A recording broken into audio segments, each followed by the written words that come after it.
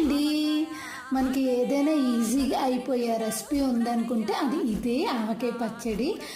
మా స్టైల్లో ఆవకాయ పచ్చడి చేసాం. ముందు రోజు నైట్ బాగా కొట్టేసాం, ముక్కలు ఆరబెట్టాము. ఒక రోజంతా ఎండలో ఆరబెట్టేసాక తెడంత ఉండదు కదా, అప్పుడు ఈ విధంగా ఉప్పు, ఆవపిండి, కారం, వెల్లుల్లి, కొంచెం ఆయిలే వేసాము. ఎక్కువ ఏం వేయలేదు, ఒక 5 కాయలే, ఎక్కువ ఏం కాదు.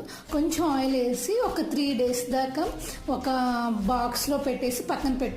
థర్డ్ డే మాత్రం మనం ఆయిల్ చల్లారించి, వేడి చేసి చల్లారించిన ఆయిల్ మొత్తం ఫుల్ అయ్యేదాకా ఉప్పు కానీ కారం కానీ సరిపోలేదంటే ఈ టైంలో కలుపుకోవడమే.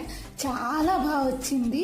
మేమైతే ఈ విధంగా చేసాము. పచ్చి ఆవకాయ, కొంత స్వీట్ కూడా ఆవకాయ చేసుకుంటారు కదా, ఇదైతే చాలా చాలా బాగా వచ్చింది. ఈజీగా అయిపోద్ది, ఎవరైనా చేసుకోవచ్చు. కొలతలు తెలుస్తుంటే సరిపోతుంది. మీరు కూడా ఈ విధంగా ట్రై చేయండి. Please like and subscribe.